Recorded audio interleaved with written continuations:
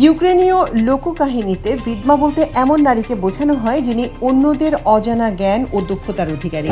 বর্তমান যুদ্ধে এই শব্দ ব্যবহার করা হচ্ছে সেই সব নারী প্রতিরোধ কর্মীকে বোঝাতে যারা রুশ অধিকৃত এলাকা থেকে গোপন তথ্য সংগ্রহ করছেন এবং ইউক্রেনীয় বাহিনীকে সহায়তা করছেন। প্রতিবেদনে একটি ঘটনা উল্লেখ করা হয়েছে। অবরুদ্ধ ইউক্রেনে থাকা এক রুশ সেনা এই চোরাগোপ্তা প্রতিরোধে শিকার হয়েছিলেন খুব কাছ থেকে। মাসের পর মাস ধরে তিনি ভাবতেন এক ইউক্রেনীয় গৃহবধূর সাথে তার গভীর বন্ধুত্ব গড়ে উঠেছে, যে নারী একাকী এবং ফ্রন্ট লাইনে তার জীবন কেমন কাটে তা নিয়ে ভীষণ কৌতূহলী। পুরনো প্রেমিক প্রেমিকার মতো তারা প্রতিদিনের ছোটখাটো গল্প শেয়ার করতেন। একদিন সেই নারী যখন দেখতে চাইলেন যে ওই সেনা কোথায় দায়িত্বরত অবস্থায় আছেন, তখন সরল বিশ্বাসে তিনি একটি ছবি পাঠান।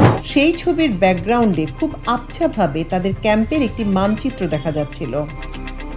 এক পর্যায়ে সেই মানচিত্র থেকে তার ঘাঁটির অবস্থান শনাক্ত করা হয়। পরে সেই স্থানে ড্রোন হামলা চালানো হয়। তবে ওই নারী বাস্তবে কোনো অস্তিত্ব ছিল না। অ্যাকাউন্টটি পরিচালনা করছিলেন ইউক্রেনীয় সামরিক গোয়েন্দা সংস্থার একজন পুরুষ কর্মকর্তা। প্রতিবেদনে বলা হয়, যুদ্ধের 4 বছরে ইউক্রেনের প্রতিরোধ কৌশলও বদলে গেছে। এখন ছোট ছোট তথ্য সংগ্রহ করে সেগুলোকে সামরিক লক্ষ্যবস্তুর সুনির্দিষ্ট অবস্থানে রূপান্তর করা হচ্ছে। এসব তথ্যের ভিত্তিতেই পরিচালিত হচ্ছে ড্রোন হামলা।